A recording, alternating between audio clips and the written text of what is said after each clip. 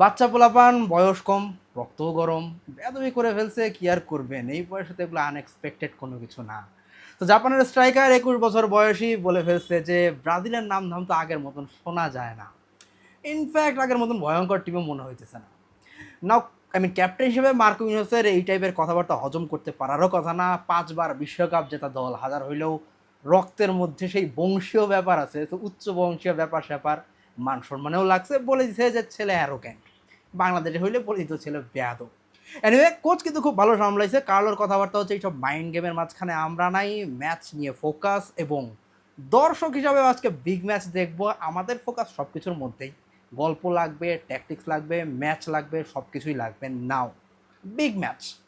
আমি জানি যে অক্টোবরে ব্রাজিলকে হারাইছে জাপান, সো এইটা একটা বিশাল টকিং পয়েন্ট হয়ে গেছে অলরেডি, যে এই টিমটা তো অলরেডি হারাইছে। সো জাপান খুব ভালো করে জানেন, জাপান অলওয়েজ এই ধরনের একটা সিম্প্যাথি পায় যারা ম্যাচ জিতুক আর না জিতুক হৃদয়ে জিতে নেওয়া টাইপের একটা ব্যাপার থাকে।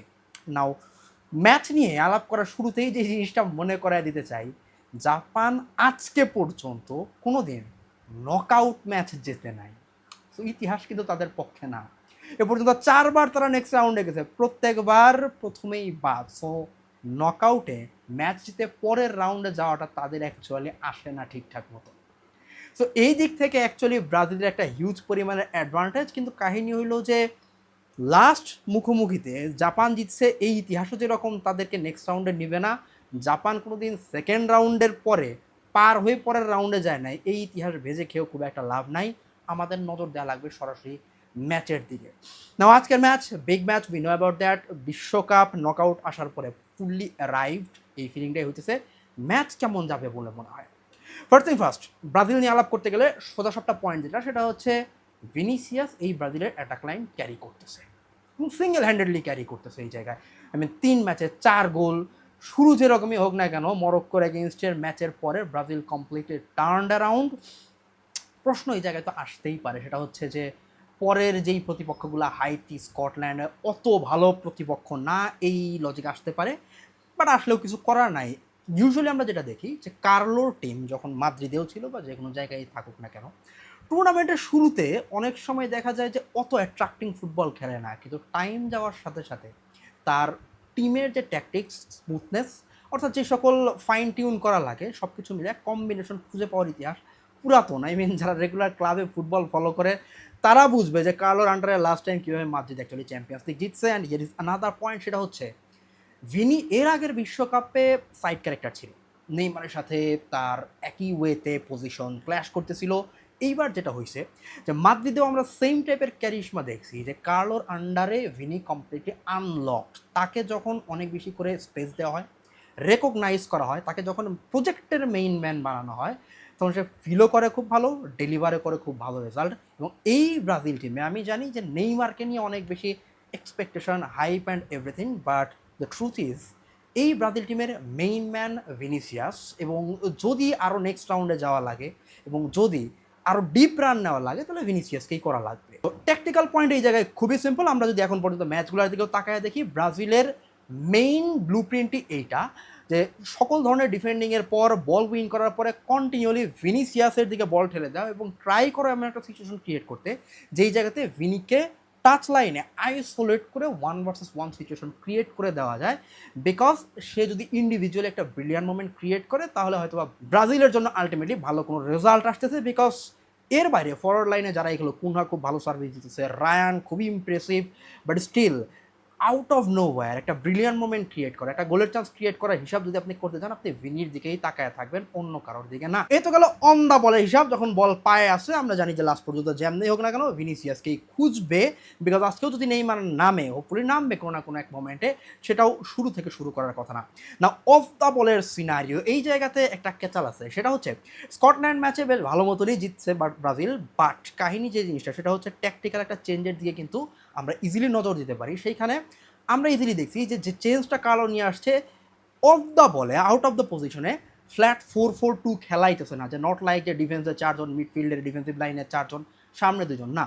যে কাজটা বরঞ্চ করছে ডায়মন্ড শেপ, এমনকি আউট অফ দ্য পজিশনও মেনটেন করছে, যেই জায়গাতে দুই পাশের মিডফিল্ডারকে আরও ক্লোজে নিয়ে এসে একটা ডায়মন্ড শেপ মেইনটেইন করছে, যেখানে ক্যাসেমিরো একদম ডিপে এবং তার এক পাশে পাকেতা, অন্য পাশে গিমারেজ অ্যান্ড সামনে কুনহা মিলে তারা মূলত বল ডিফেন্ড করতেছে যখন অপোনেন্ট বল নিয়ে আসার ট্রাই করতেছে।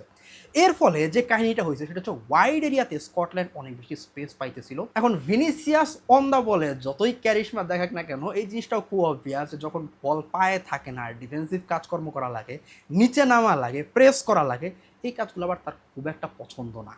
স্কটল্যান্ড ম্যাচেও যথেষ্ট পরিমাণে অ্যাভয়েড করছে এবং এর ফলে যেটা হয় যে ফার্স্ট লাইন অফ ডিফেন্সটা খুব ইজিলি বিট করে স্কটল্যান্ড সামনে আগে আসতেছিল।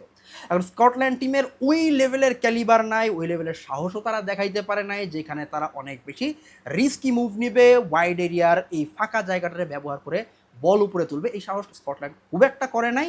বাট জাপানের ক্ষেত্রে কেই সেম হওয়ার কথা না, যদি না কোনো ভিন্ন টাইপের ট্যাকটিক্যাল সিচুয়েশন হয়। সো এই গেল ব্রাজিলের situation. Now coming to Japan. এখন জাপানের কেস হইলো এই জায়গায় ইন্ডিভিজুয়াল ব্রিলিয়ান্স অত বেশি নাই। ব্রাজিল টিম যেখানে ভিনির উপরে অনেক বেশি ডিপেন্ড করতেছে, জাপানের কেস ডিফারেন্ট, তারা অনেক বেশি অ্যাজ আ কালেকশন অথবা অ্যাজ এ টিম এই কাজটা তারা খুবই ভালো করে।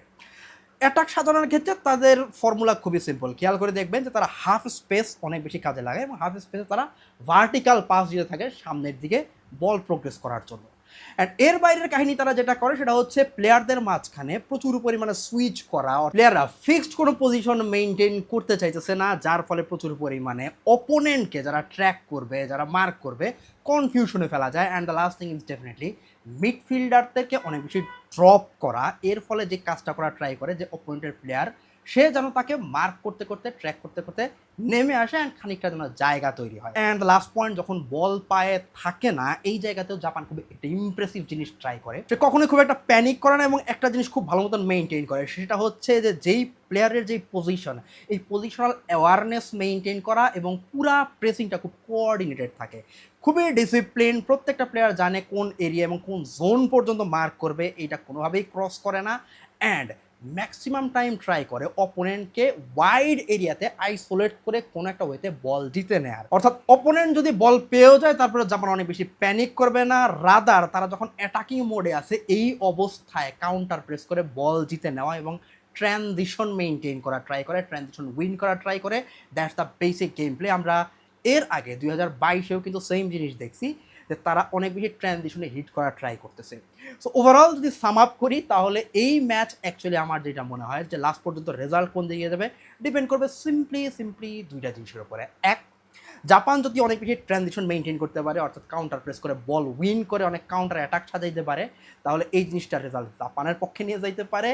ওর ব্রাজিলের ক্ষেত্রে যেটা হবে, একটা দুইটা ফেভারেবল মোমেন্ট যদি ভিনিসিয়াস পায়, গেম তাহলে ওই জায়গাতেই শেষ করে দিবে, বিকজ ইভেনচুয়ালি ব্রাজিলের জিততে হলে ভিনির জন্য ফেভারেবল পজিশন লাগবে। সো এই দুইটা ফ্যাক্টর আই থিঙ্ক লাস্ট পর্যন্ত এই ম্যাচে ডিসাইড করবে যে জাপান তাদের মতন করে ট্রানজিশন কন্ট্রোল করতে পারে নাকি ব্রাজিলের এই দিকে ভিনিসিয়াস ইন্ডিভিজুয়াল ব্রিলিয়ান্স দেখাইতে পারে।